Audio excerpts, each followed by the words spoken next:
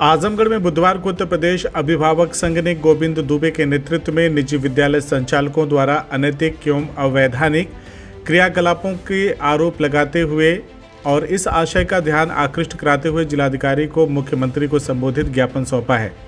ज्ञापन में कहा गया है कि निजी विद्यालयों द्वारा सत्र के मध्य में अचानक 8 अगस्त को बिना किसी पूर्व सूचना के अवकाश घोषित कर दिया गया। साथ ही उन्होंने कहा कि जनपद में सभी निजी विद्यालय सोसाइटी रजिस्ट्रेशन एक्ट 1860 के 21 के अनुसार पूर्व प्रयोजन चैरिटेबल ट्रस्ट के रूप में निबंधित हैं। निबंधन की शर्तों तथा ट्रस्ट की नियमावली के अनुसार ट्रस्ट का उद्देश्य लाभ अर्जित करना नहीं है।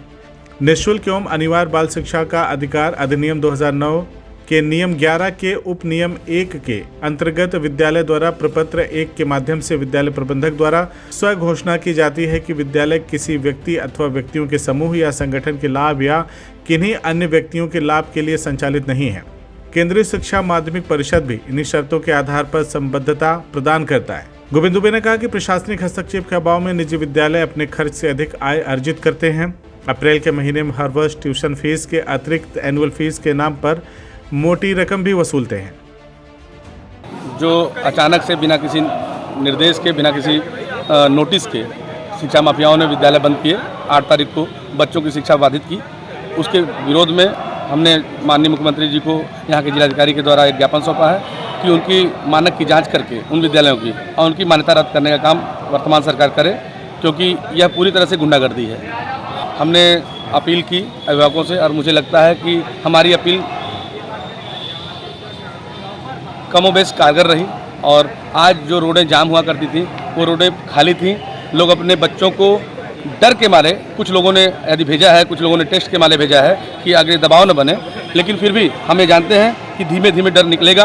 और मैं आप मीडिया के माध्यम से ये बता देना चाहता हूँ कि अभिभावक बिल्कुल न डरे।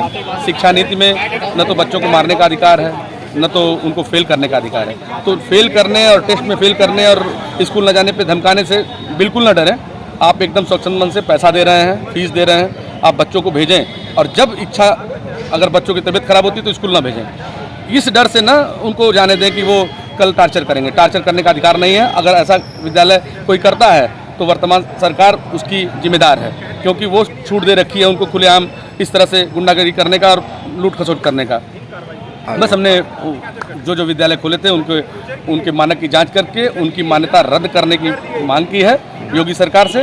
और जो भी ये जब अपने विद्यालय की मान्यता लेते हैं तो कहते हैं कि हम किसी स्वार्थ और किसी लाभ हानि के लिए विद्यालय नहीं खोल रहे हैं। तो ये सबसे पहला काम विद्यालय जब शुरू होता है तो मार्च अप्रैल में ही ये मोटी रकम वसूलने का काम शुरू कर देते हैं। मतलब कि जो इन्होंने कमेंट करते हैं, जो ये वो शपथ लेते हैं, उसके विपरीत काम पहले दिन से ही करना शुरू कर देते हैं। अन्य अन्य मदों से फीस वसूलना शुरू करते हैं। तो ये किसी भी मद में ये सिर्फ शिक्षा को व्यापार बना चुके हैं। और कल की बंदी ये तो सिद्ध कर दी कि ये पूरी तरह से कारपोरेट घराना हो चुका है और ये कारपोरेट के तर्ज पे काम करते हैं शिक्षा माफिया। समथिंग पचौरी कोई है, उन्होंने बिना जाने समझे इस आह्वान को किया और पूरा प्रदेश आज शिक्षा से वंचित हो गया एक दिन के लिए। तो पचौरी जी के खिलाफ भी जांच होनी चाहिए और कड़ी कार्रवाई योगी जी द्वारा होनी चाहिए, यही मेरी गुहार है। आज हम सभी जिलाधिकारी महोदय के पास एक ज्ञापन सौंपा हमने। इस ज्ञापन का सिर्फ उद्देश्य था कि जिस प्रकार से प्राइवेट विद्यालय के जो प्रबंधकों ने पूरे उत्तर प्रदेश में विद्यालय को बंद करके मनमानी करने का जो एक उनका एजेंडा है, शोषण करने का जो एजेंडा है, उसको जारी रखने के लिए श्रेया तिवारी के नाम के आड़ में, श्रेया तिवारी की हत्या के आड़ में जिस प्रकार से ये सभी एकजुट होकर के कल विद्यालय बंद करके एक जो इनकी प्रिंसिपल है उन प्रिंसिपल और उनके अपने क्लास टीचर को रिहा कराने के लिए प्रशासन पर इन्होंने दोष लगाया। उस दोष लगाने के बाद किस प्रकार से इन लोगों ने विद्यालय बंद किया और विद्यालय बंद करने के साथ जो कि नियमावली में नहीं है, उसके आधार पर हमने निजी विद्यालयों के संचालन को लेकर के हमने माननीय जिलाधिकारी महोदय को ज्ञापन दिया है और हमने उनसे जाँच की मांग की। CIB इंडिया न्यूज की सभी खबरों को देखने के लिए लाल रंग की बटन को दबाकर चैनल को सब्सक्राइब जरूर करें, घंटी जरूर दबाएं ताकि हमारी सभी खबरों के नोटिफिकेशंस आप तक पहुंचते रहें।